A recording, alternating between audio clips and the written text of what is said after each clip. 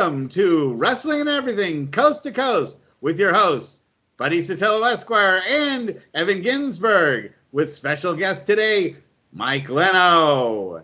And Mike, would you like to introduce our guest, our other special guest that we have for today?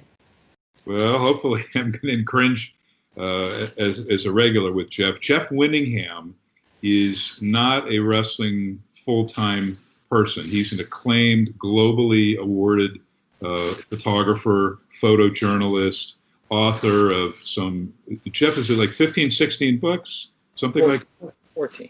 14. And the wrestling book he produced from, I guess it was, and he can correct me on anything that I'm incorrect on, it was, I think it was 1971 through 72. For 6 months, he shot at Paul Bosch's primary venue, the Houston Coliseum. The book is called Friday Night at the Coliseum. And the style, the artistry, all of the personality and oomph he put into this with the world-class wrestlers that anybody in sports would know. Johnny Valentine, Ernie Ladd, who was a former great NFL player, Emil Moskowitz, who's still alive and actually still wrestling. Gosh, there's so many guys. Professor Toru Tanaka, who main evented a zillion times at Madison Square Garden. He's in it. The Kozak brothers, Chris Markoff, just Stan the Man Stasiak, who was the Tri-WF world champion between Pedro Morales and Bruno's second reign. All of these guys and many, many, many more, including the fans, a unique perspective. That's what drew him to this project, was the sort of carnival atmosphere of the fans. But in the process, he didn't know what he was doing, but he was setting a template for all of us as professional magazine photographers around the world. I've discussed his book since I brought him aboard with me on COVID-Con a couple of months ago with Koichi Yoshizawa of Japan. And he influenced all of us, George Napolitano, Frank Amato, so many others, Gene Gordon. And, I'm going to call this segment Falling for Books, because, you do take falls and bumps in wrestling. It's fall. And this is a book that was so out of print. And people were, putting their copies, because when they were gone in the early 70s.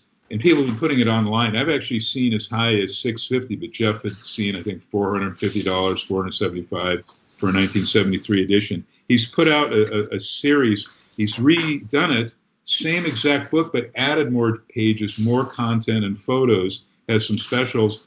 So, Geoff, let me have you tell us about the book. And, most of the other things I've seen you photograph are, they're non-sports.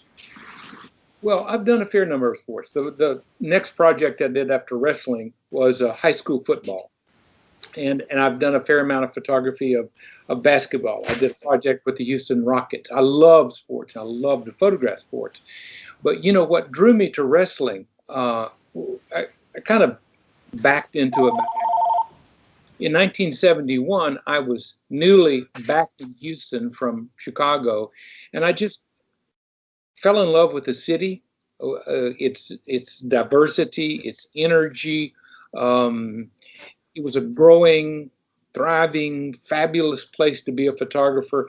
And I had a new hero. I don't know if any of you have ever seen or know of the photographer wBobby, who was probably the greatest spot news photographer of all time. And I fell in love with wBobby. wBobby's beat was New York City in the 30s. And I wanted to be Houston's wBobby. So wherever there was a crowd, I figured there'd be some good pictures there. So I started looking for anything happening that would draw a crowd, parades, big parties, sporting events. And one Friday afternoon, I was reading the paper, and there was a small ad there saying the Gulf Athletic Club, that was Paul's promotion, Gulf Athletic Club is presenting a series of wrestling matches in the Houston Coliseum tonight. Tickets available. And I thought, whoa, I bet there'd be some good crowds down there. So I called. And at the time, and still today, I'm a teacher. I teach at Rice University. And so I kind of threw my academic position out there and said, I teach at Rice University, and I would love to come and make some photographs of the wrestling. Would that be possible? And from that moment, Paul Bosch just not only welcomed me, he opened every door for me. He helped me in every way he possibly could. So when I arrived that night, he said, look for me. I'll be by the ring announcing, and find me, and I'll help you. So I walked in that first Friday night, and it was like heaven to me. I mean, as a photographer, the sound, the crowd was just, frantic and crazy and wild, and some were cheering and some were booing, and big men were flying through the air with sweat flying off of them and grabbing each other and putting themselves in torturous holds. It was crazy, So I just fell into it. I mean, I fell in love with it.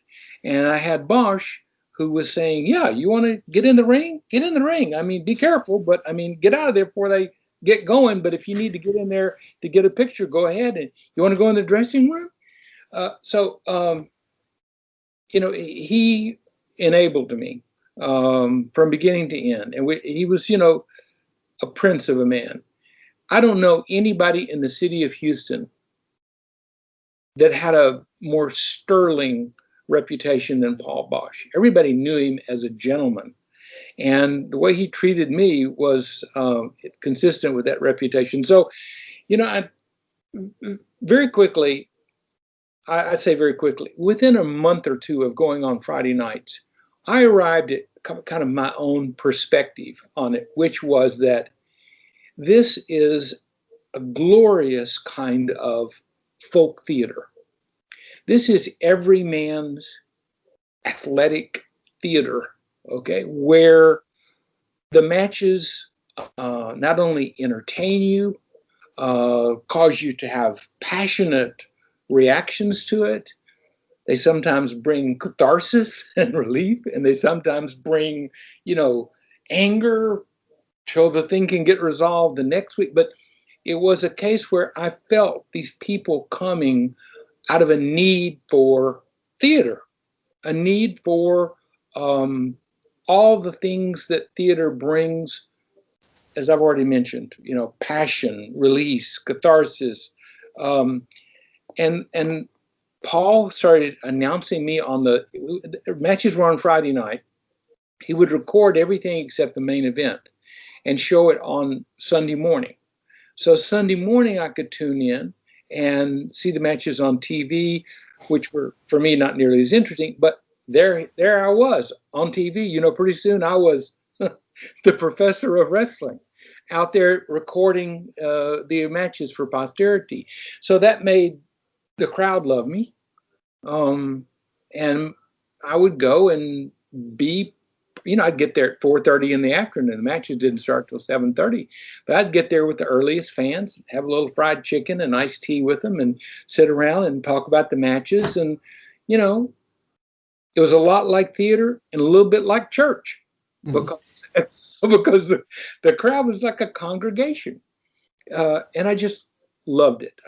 Finally, the other thing was that I felt that I had discovered, still feel that I discovered, right under my own nose, this terrific, relatively undiscovered subject. Now, I know there were 7,000 people a week that were going there, so it wasn't totally undiscovered. But I had never thought of going to a wrestling match. I didn't know anybody that went to the wrestling matches on Friday night.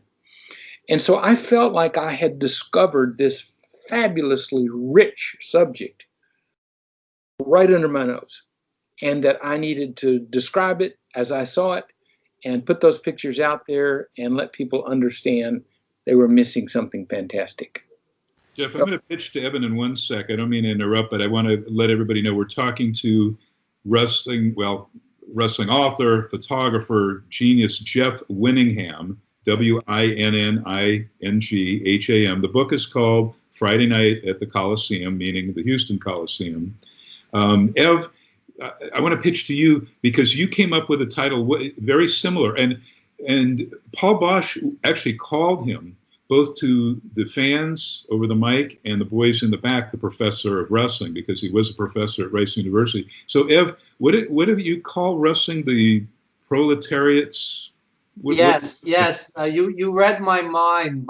My radio mentor, Fred Geobold, referred to wrestling as the proletarian performance art, theater for the people, very simple, good versus evil, and like Jeff said, a catharsis when the good guy wins, rage when the bad guy wins, and it works. It's always worked, and I think it works less today because it's not as clear cut who's the good guy, who's the bad guy, and back in the 70s, it was very clear, this guy's the face, this guy's the heel, and I think it worked better back in the day, right, Mike? Yeah, it certainly did when you had guys like that. It's so interesting, though, to look at, and this is something, and Jeff, Evan is in New York, Buddy Sotello there in the middle, and he's where I used to live in Northern California. He's up there near where the worst of the fires are, and I'm in Southern Cal. But Professor, when you look at like the photos, like Mosker's diving onto Professor Toru Tanaka, Jeff's pictures, why we talked about them so much, had him bringing this Diane Arbus artistic sense. And on another interview on COVIDCon, I talked about some of Jeff's pictures of the fans reminding me totally of Diane Arbus's treatment of people that were a little bit different. And that's what we all saw at wrestling. So I kind of wish Jeff had then kept with wrestling and done Friday night in Atlanta and Friday night in Los Angeles, Friday at the Olympic Auditorium and Monday at Madison Square Garden, and gone to different venues, because he would have seen what we got to see, the total differences in the crowds. Houston and Dallas, it felt like a county fair. Jeff, have you shot a lot of carnivals and county fairs to get the same rush I had in photographing people that are a little bit different? I did a lot of county fairs and kind of local celebrations. I went everywhere from, the Watermelon Thump in Luling, Texas, to the Peanut Festival in Athens, Texas. I love small town kind of county festivals, which were often connected with the county fair. So I did some of that. But, I want to mention two other things early to throw out there to talk about in terms of what I loved about it, what I still love when I look back at the photographs of that wrestling. People look at my photographs now, like I hung a show in March when the book came out. I had a big show here in Houston, and there was a fair-sized crowd at the opening. And the comment that I got most often, very, very interesting, was, wow, this crowd is so diverse. Look, there's blacks, there's Latino people, there's whites, there's Asians. They're all there sitting side by side in the crowd. And I don't know whether pro wrestling now has that quality. I don't know of any event, however, I will say in Houston that draws such a diverse crowd. And it did then. And then the other thing I want to say is that the fact that the wrestlers came right through the crowd when they approached the ring and when they left the ring, and they could even be found often outside the dressing rooms, signing autographs or whatever. So there was this contact, this immediate contact between the crowd and these heroes or villains who were performing. One of the things I edited more into the second edition of the book is more pictures of people touching, reaching out to touch the wrestlers as they come through. And I think it's just, I got one photograph of Tim Woods leaving the ring. He's walking away from the camera. You only see his back. But there are, 8 or 10 hands. There's a black arm. There's a white arm. They're all reaching to touch him. And there's one girl just in front of me. You can see the back of her head. She looks to be 10 or 12 years old, and she's reaching out and she's touching him on the butt. That immediacy between the performers, between the wrestlers and the crowd. Somebody told me that now they have barriers up so that you can't get right next to the ring, But can you still touch the wrestlers as they come through the crowd? It depends on the promotion. Some of them, and that's why I've been trying to nag you to go to indies, like in Houston, Booker T's school and promotion. I don't think they have barriers, so it's more like the good old days that were. Yeah, of course. One time, me and Vinny Massaro in Pacifica were walking to the ring, and a fan took a thermos full of hot coffee and dumped it all over Vinny. So, nice. There's something to be said sometimes about having a little distance between yourself and the fans.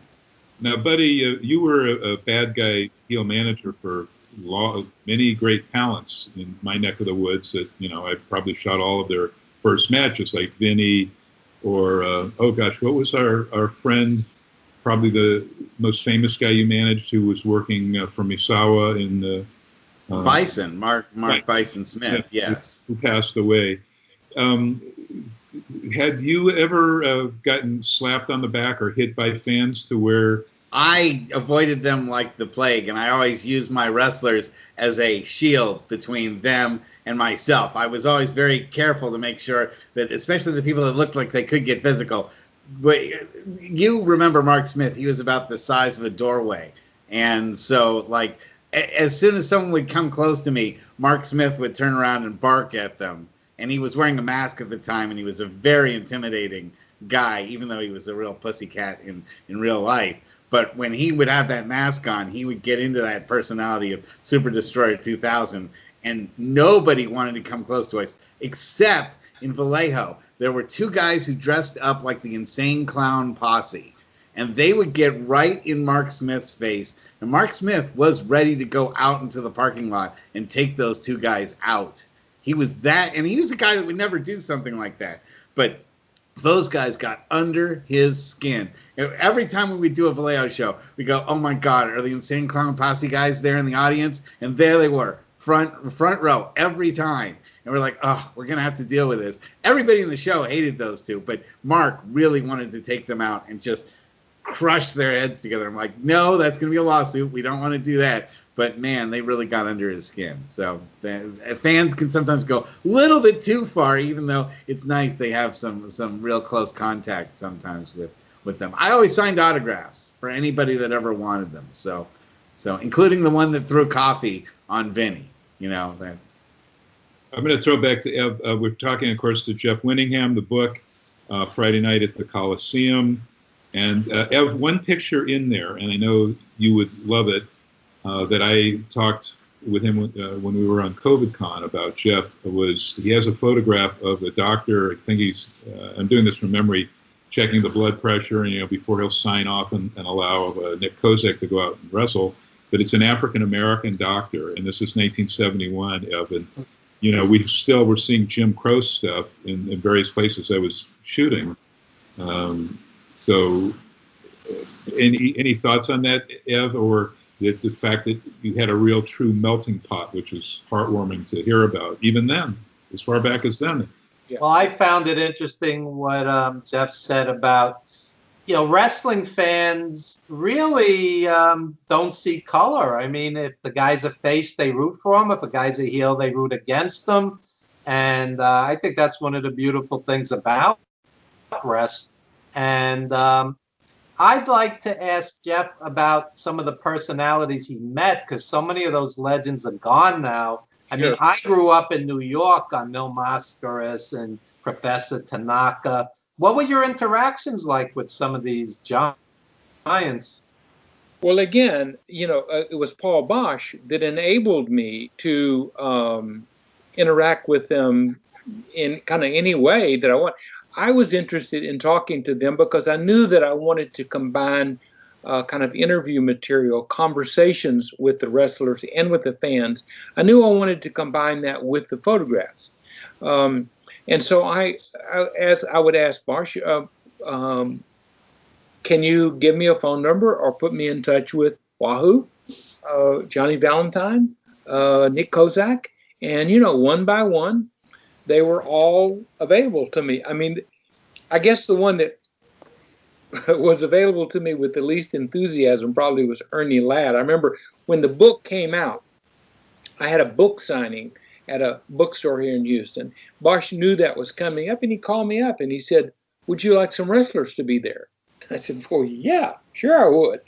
And, so he sent like 6, 8 guys. It was a Friday afternoon. They were going to wrestle, I guess, that Friday night. The book signing was like 4 to 6.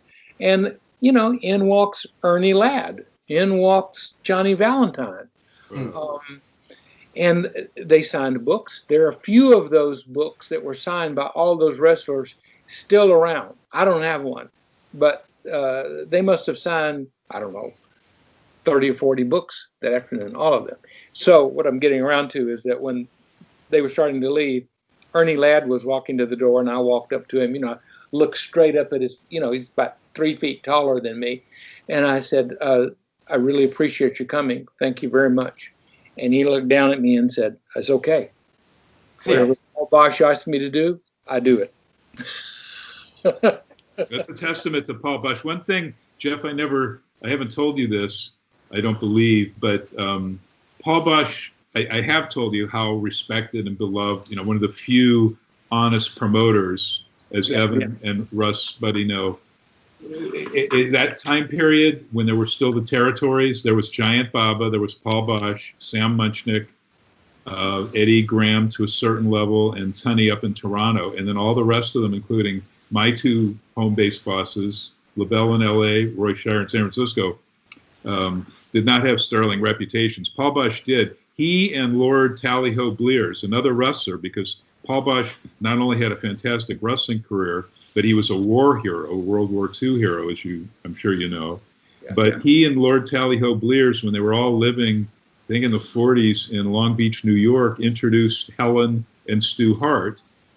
Stu Hart, of course, the legendary hooker shooter, grappling wrestler, who, with the Stampede promotion in Calgary, he had all those sons and son-in-laws were all wrestlers, one of the biggest families in the biz, and Paul Bosch was the primary guy of the 2 to introduce those 2. That's in wrestling lore, and that's a guy that was, even in the 70s, and when you got interested in it a little bit after me, I think you knew that Paul Bosch was one of those Class A, if not the most beloved promoter for being honest, for paying the boys often not just what he promised them, but sometimes more. He was honest and would say, "Oh, we drew a bigger house than expected. I'm giving this wrestler more." You didn't hear about that with anybody. Just Paul Bosch. Yeah, Sam Muchnick had a great reputation also, and Vince McMahon Sr. Was business on a handshake. Whatever he promised you, he gave you. From what I always heard. But yeah, to give bonuses, that's a little unusual in pro wrestling. I think more beloved. Everybody knew Vince McMahon Sr. was a big deal, but they may not have loved him the way they loved Paul Bosch. Paul Bosch was beloved by the audience, the fans, the boys, meaning the talent, the wrestlers, other promoters. He had global respect. Probably only Giant Baba, Shohei Baba, who promoted All Japan, and Paul Bosch were the ones that were just beloved by everybody. Nobody would ever have an unkind word to say about Paul Bosch or his widow, Valerie, who we lost a couple of months ago, who I wrote about, a very, very sweet lady taking care of their, and Ev may not know this, neither of you guys may not know this. I know I've went on and on about it with Geoff. Their son, Joey Bosch, is what the term is a savant. He's nearly totally deaf, completely blind, but he could hear a song and immediately, play a complex Tchaikovsky song or a Beatles, just hearing it, and he could play it after one listening when, his hearing was not there at all. It just, wow. And he couldn't really, he's still alive, sadly. I hope there's good family members taking care of him, but his speaking voice, wasn't super clear, but when he sang, it was like Mel Tillis, the country star. You wouldn't hear him stuttering or anything. He had a perfect voice, and that's, he's a musical genius. So I guess he got some genius genes from Paul and Val. Interesting. So, Geoff, I have a question for you. Sure. And I always ask this. I ask this of Mike, and I ask this of other folks because I also love wrestling photography myself. I was Mike's quote-unquote photographic assistant on a couple of shows. And I want to know, what makes a great wrestling photograph? Well, I'm not sure I can answer that. I mean, what makes a great photograph? How is a wrestling photograph, a great wrestling photograph, different than any other great photograph? Maybe because you have some exceptional moment you have captured. It might be a great wrestling photograph if you capture, a moment in wrestling history that is important for that moment. But in general, I would say a great wrestling photograph, for me, and it's just me. I haven't studied all the wrestling photographs, but my feeling is it's the same qualities that make any other photograph great. And the first quality is surprise. That when you look at any great photograph, for me at least, there's this moment of like arrest, an instant where you go, wow, I didn't know anything could look like that as a photograph. I think, for example, I told you one of my heroes is Ouija, the news photographer. There's a photograph he made, Coney Island in 1940. And he's up on a lifeguard platform. And the crowd that day at Coney Island was estimated at 1 million people. And he's got a photograph up there that shows the crowd.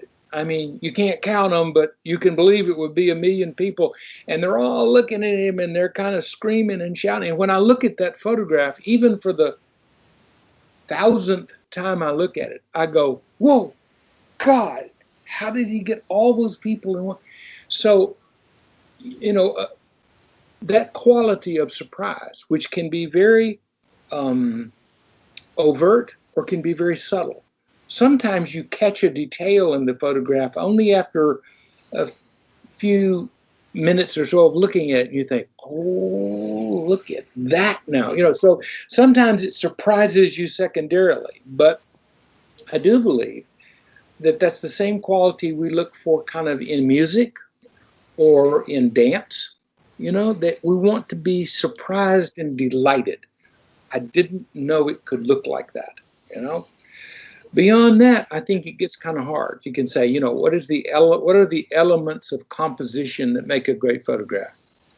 I don't think that's sayable. I think that is something that is renewed every time we see a really wonderful photograph. I don't think there are any rules of composition.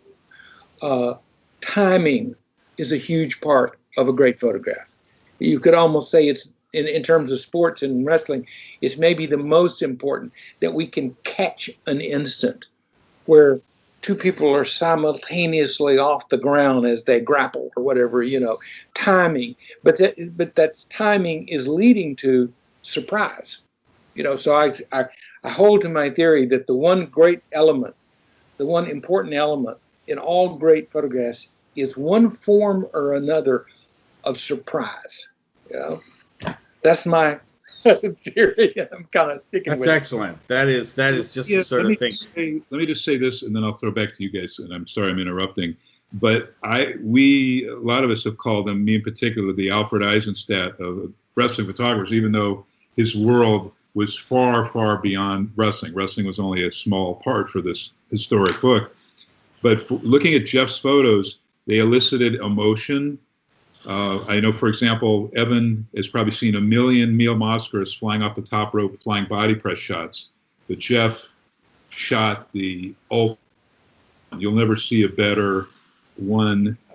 His placement, because Paul Bosch allowed him that freedom if he wanted to be up on top of the ring. None of us had done that. We did that later. We tried copying the skills that we learned through Geoff's book in the 70s and tried mimicking that, but he did the ultimate. The other thing, so besides emotion and telling a story, you can look through this book at like the cover shot with Johnny Valentine victorious over Bronco Lubitch, who later became a famous ref, and his manager Homer Odell and Chris Markoff. And it tells the complete story, just one photo. Whereas a lot of us, I have to shoot I shoot a match like a story from the very beginning, the entrances of both, to the very end when they go to the back. But Geoff had this quality in his photos. One photo often told the entire story of the match, which is nearly impossible to do. Or Ev, too, he's got, I forgot about this, some Dory Funk Jr. title matches, I believe, with Wahoo McDaniel, who I forgot to mention earlier as a subject throughout his book.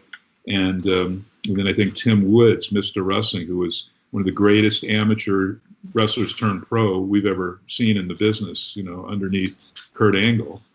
Mike, let me add something to what you just said. You talked about my picture of Mil Mascaras coming off the post there. I can't remember if I mentioned to you this in our first call or not, but this is a case where Bosch really helped me. I mean, he was not only letting me go wherever I want, but in that match, I was close to him, maybe 5 or 6 feet away, as I remember, on one side of the ring, as that match was coming to a conclusion. And this is the only time Bosch ever did anything like this for me that I recall. But at some point, he leaned over, kind of nudged me, and pointed to the corner of the ring and kind of gestured with his hands like, you know, go down to that corner of the ring. And I looked at him, not first understanding, and he kept doing it. Go down to that corner of the ring. And I did.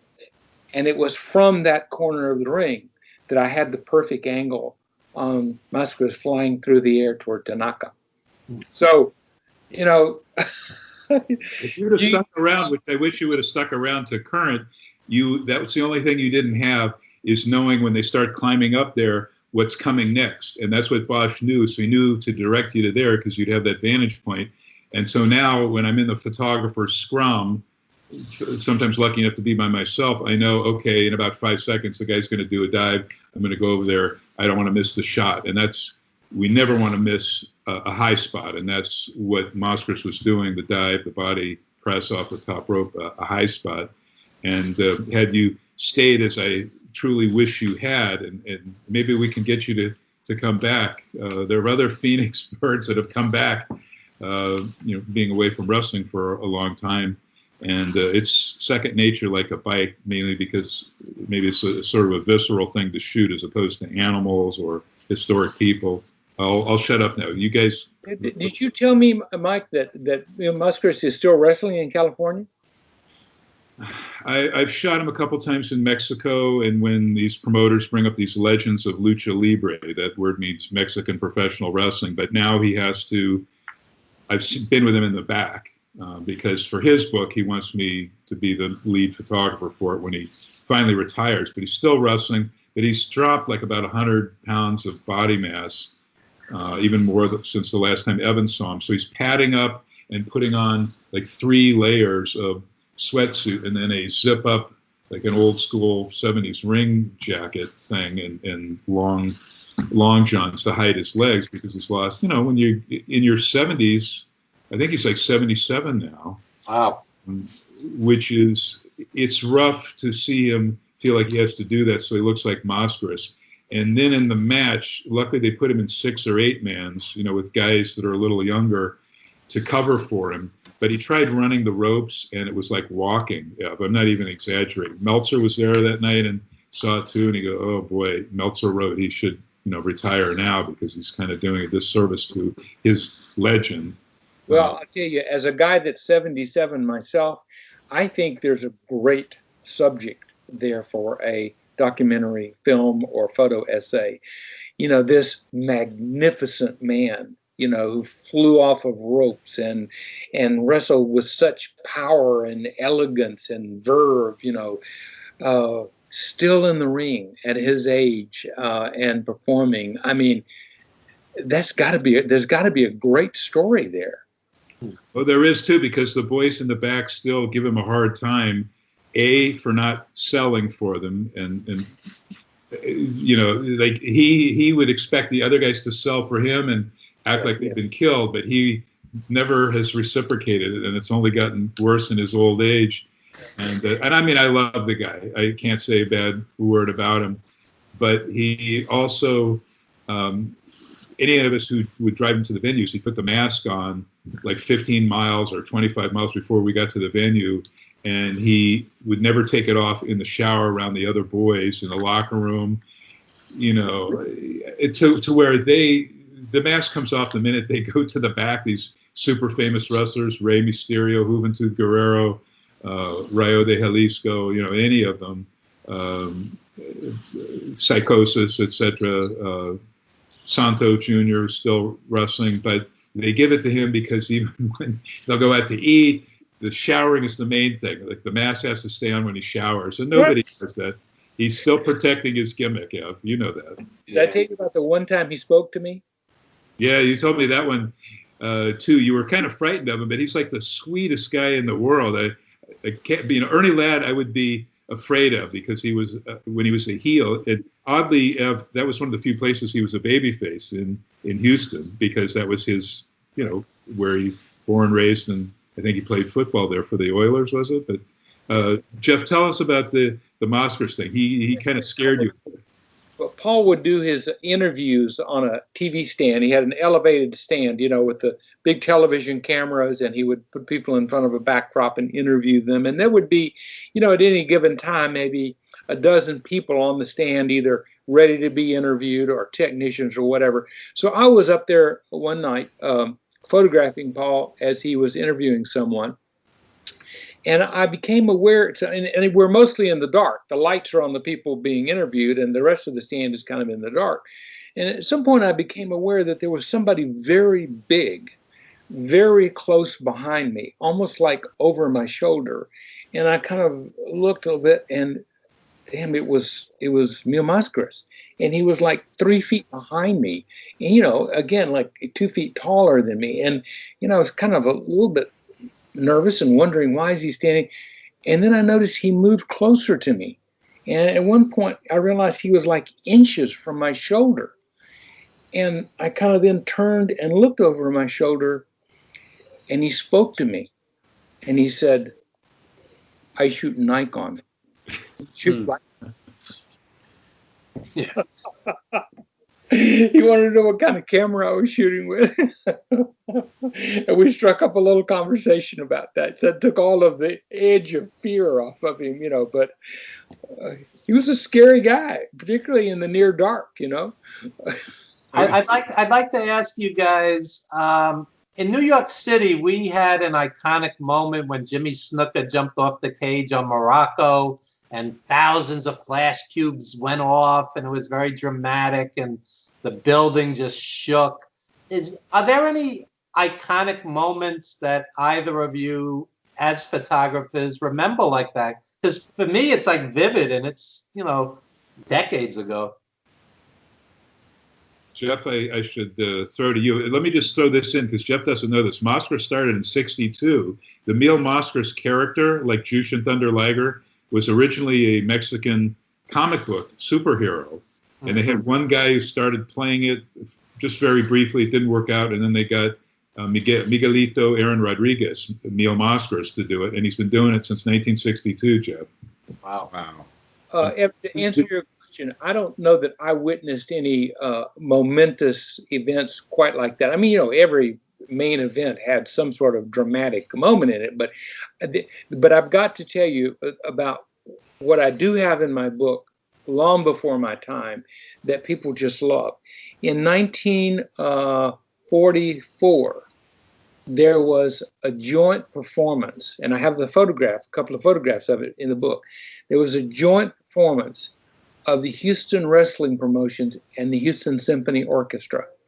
And the winner of the match got to conduct the orchestra. Wow. Who won? Who won? You know, his, let me look. I don't think I have his name there. I don't think I had his name. But I can. Duel of the Butcher. Yeah. What year was that, Geoff? 44? Give me a second. I'll be accurate. I'll just tell you instead of guessing. I've never heard anything like that, Evan. I heard of the Oakland A's every year. Manager Tony La Russa and some of the athletes like Reggie Jackson, you know, early on would perform at the Christmas Nutcracker. They'd actually have the Oakland A's join the professional cast, but I've never heard wrestlers doing something. 1944, and it was Ellis Bashara. Can you See this? If I hold it up with it. Wow. Wow, yes. He's conducting the orchestra. Unbelievable. In his tights. That's good, isn't it? I love that one. That's the first time I've ever heard of that.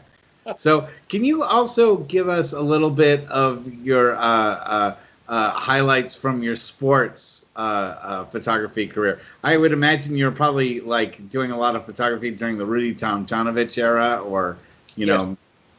Maybe in that range. That's just from I'm probably the bigger basketball fan out of the group here. I'm a big Warriors fan, but tell us a little bit about your sports photography.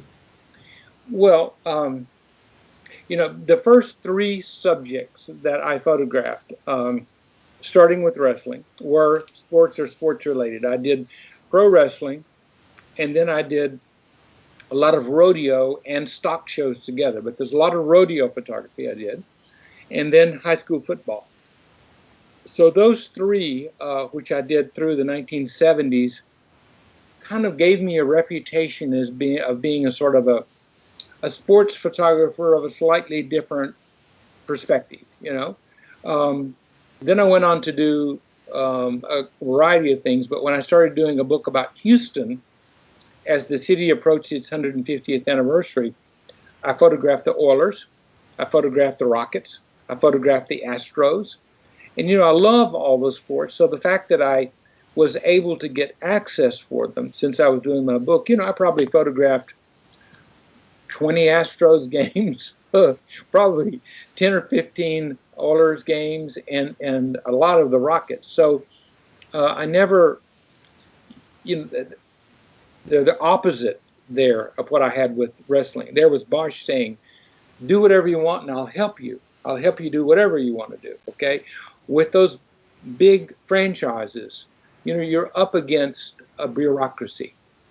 First of all, they don't really want to let you in unless you're with the newspaper or Sports Illustrated. So you got to fight to get a press pass.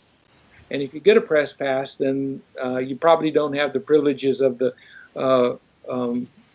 big organizations. You're kind of on the fringe. But also, you can be severely limited in what you can do with the pictures.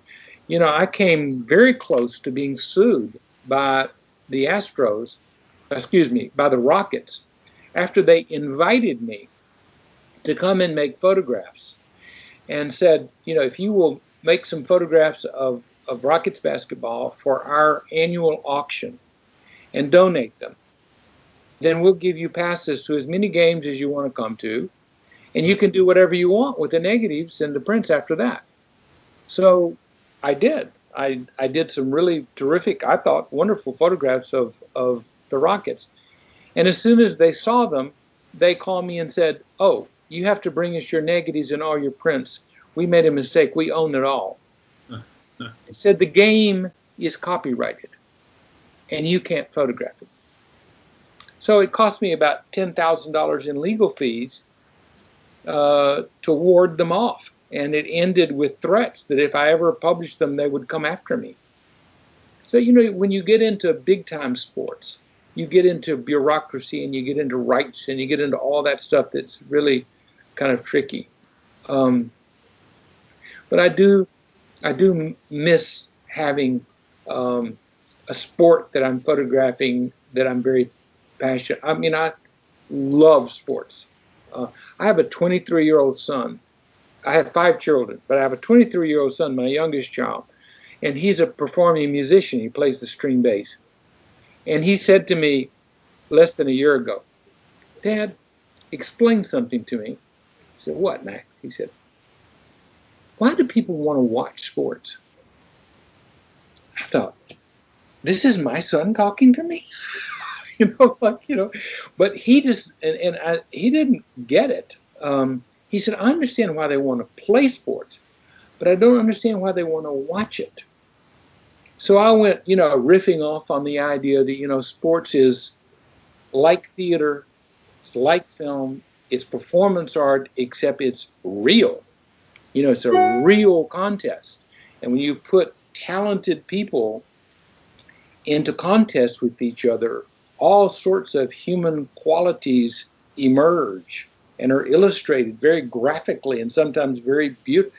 And I just don't think it registered with him, but it registers with me. You know, there's nothing more exciting than a great basketball or boxing match or football game. I mean, so how to get off on that? Sports. You know, I love sports. I haven't photographed any sports in a while. Probably just because I've gotten older, and, you know, running with that crowd is a little bit more demanding than I might be up to these days. I don't know. But I do more landscape than I do sports. I'm going to ask you guys a tough question, Geoff and Mike. One day we're all going to be gone. What's the one photo you would want to be seen, you know, with your obit or whatnot, that you're proudest of? Mike, you go first. I want to say this to Russ. Actually, Russ, I've shot every San Francisco Giants and Warriors victory parade, and then tons of games leading up. So I was there too. Why didn't I see you? There were only 1.5 million people there. Yeah, it was great. But actually, the first Major League Sports, my grandfather took me. We were right behind home plate, Dodgers versus Giants, and I got to shoot like everybody: Mays, Sandy Koufax, Don Drysdale, all of my heroes. And I think, wasn't it the Astros who stole our great pitcher in the 70s? I'm just kidding. He was either from the Angels. Nolan Ryan. Didn't the Astros take him from California? I was upset about that at the time, but always, for some reason, I love the Astros and the venue that Bill Watts would actually use for pro wrestling, the Astrodome. For my photo, it'd be wrestling. I mean, Geoff he shot so many other things in animals. I was probably my best photo, other than of Tolos and Blassie, just double juice, you know, both bleeding and just tearing apart at each other, would be my shot from one of my favorite venues of all time, the Chicago Amphitheater, 75, I think it was, either 75 or 77, when Bruiser and Crusher took the straps from Ray Stevens, Nick Bockwinkle, and Bobby Heenan as their manager. I got a shot right before the match started, and Heenan went in the center, and he brought in Ray and Nick. They have the AWA World tag straps on. They're looking right at me. It's one of the best photos I ever took, probably the best representative for my work. So I'd probably have that on my tombstone, a photo like that. Or maybe the Sheik against John Tolos, another great one. Mike, you know what picture of yours I always remember? You in the middle of the Valiants. Oh, yeah. Yeah. Valiant Brothers. Oh, wow. Yeah. You took one of me when I was being interviewed, when I was in the ring interviewing both Vinny and Mark Smith as Super Destroyer 2000, and it's one of the ones that's my favorite too. So you've taken one of my favorite photos. Thank you. And what about you, Geoff? Well, I think I would have to go with the picture that's the cover of my book on wrestling. Yeah. Russ, can you bring that up?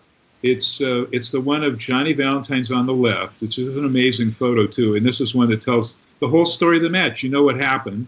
You know Valentine was victorious.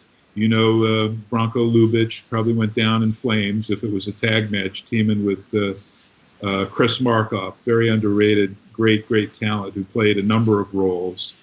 And then Homer Odell is on the far right. I don't know if he's brought up some of the photos that I sent him as we did on COVID. I'm just seeing a blank screen. Oh, let me go back to.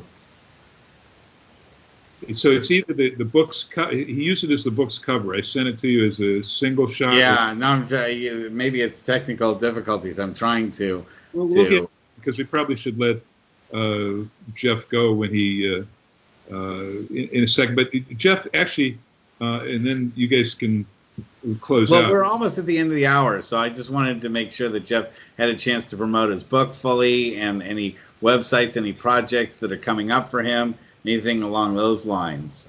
Geoff, we've seen 3 versions of the reissue of the book, better than it was originally. I don't know how you could top it, but he also has all of his other photographic, etc. books that you really want to check out if you want to see a master at his craft. So Geoff, take it away. Well, you know, the difference with this book is that essentially I published it myself. I established my own little publishing house and did it, and I was gambling on the idea that I could sell enough by doing things like this to get the book around. And it is doing well. I printed, I opted for 500 copies, but I got 550. So, and I'm down to about just under 300 now. That's really good for me in terms of the book coming out in February. And, here we are in September, and, I'm well around a third of the books have sold. So that's good. But I sell it only on my website. And I pay the shipping. And I fill the orders the same day. So you order a book, 2, maximum 3 days later, you've got it. It's $75. It's a very small edition of the book of, as I said, 550.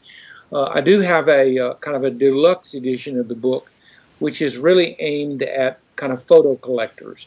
My individual prints from that time, which I made in the darkroom, in the world of photo collectors are considered vintage prints. So those prints sell for $2,500 and up. There are not many of them, and I don't sell a lot of them, but that's what I get for them. So I went back and made 50 8x10 darkroom prints. They're really beautiful prints, and tip them into 50 copies hardcover with the slipcase of the book. So that special edition is $600. But for someone who wants one of my original prints, I've sold, I think I've sold 18 of them so far. So they're moving along. But the $75 book is every bit as beautifully printed. And as I said, I ship them out the same day. So I hope maybe somebody decides to go to geoffwinningham.com and order one. Yeah, I was going to say, what information can the fans have to get a hold of your book and to check out your website? So it's Geoff, Geoff, Winningham with 2 N's.com, correct? Right. Yes. Great. Yeah. No, I certainly love for the fans to check that out. And since Evan is working on a book that's maybe going to get published hopefully soon, and Mike is working on a book, what advice do you have for both of those guys so they can get off their duffs and get those things published? Well, my first question is: are you going to try to distribute them yourself, or are you going to try to find a publisher? I'm going to self-publish. Yeah. But Evan has done a couple of books already, including one on his father, who was a world famous cab driver in New York City. Yeah. And it talks about his growing up, his childhood, and everything too. So Evan's done at least 2, possibly more books.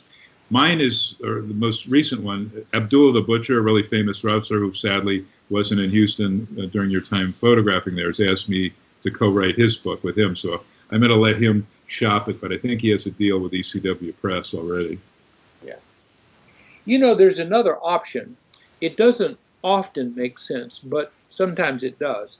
I'm just finished putting together a book for a very limited audience that I'm going to print 20 copies of with Blurb, the online book printer, and it's very expensive per copy, but it's a way to kind of test the market. This will be a 8x10-inch book, hardcover, 106 pages, very beautiful printing. The Blurb printing is beautiful. And these books cost like $40 a piece, which is a ton of money. But you can print 50. So 50 times $2,000, okay? And if you can sell that book for 75, you can make some money. It's a way of kind of testing the market too. It doesn't make sense if you've got a book that you're sure you can sell a couple of hundred copies of. Then you go and you offset print it, and you print 500 copies. And the potential, this will be, the wrestling book, my second edition, will be really only the second book out of my 14 that I've ever really made any money on. This book will continue to sell. It may not sell out within the next year, but I think within a year, 2 or 3, it will, and I will make money on it. I paid almost 15 grand to print it. The biggest expense there was getting the black and white separations. When you see the book, it's really beautifully printed, and I paid a guy 5 grand just to do the tritone separations to make that printing perfect. So I will. I should in the end make some money on this. Hopefully, it sells out, and only because I'm doing it myself.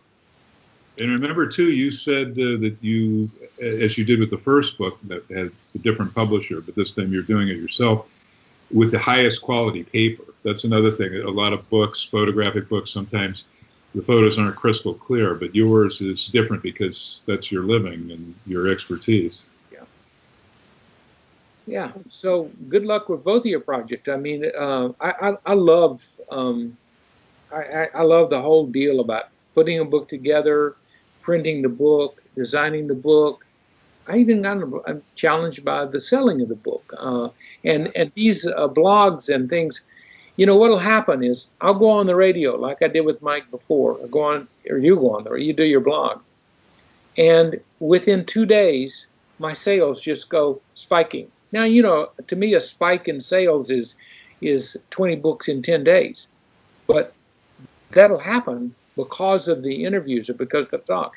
The first interview I did, Mike, do you remember the name of the guy? We talked about him before, who also has a wrestling blog. Oh, you mean the guy Slam Wrestling? Yes. Yeah. I think I sold 40 books in the 2 weeks after. And to me, that's a bunch of sales. I don't need to sell 1,000 books. I haven't got 1,000 of them to sell. Right. Well, we hope that some of our listeners do pick up your book and give you a shot in the arm with sales. And we really appreciate having you here for this week. The hour's up, so really appreciate your time. Thank you so much for coming. Mike, thank you so much for arranging this interview. And it's JeoffWinningham.com too. And before I let him go, Jeff Evan was the co-executive producer on the Mickey Rourke. It was nominated for a slew of Academy Awards, including Best Actor for Mickey Rourke, the movie The Wrestler. So we should have you back on, talk about that. Talk about that. Yeah, you could interview Evan for us. Associate producer. The executive producer is the money guy. I was the wrestling guy. He was the wrestling guy. So anyway, we really appreciate you've been a fascinating guest. We really would love to have you on in the future and keep us informed of your upcoming projects and everything. Well, okay. Thank you, guys. Thank you so much. Thank you. See everybody next week, or see you fans next week. Bye-bye. Bye. Okay.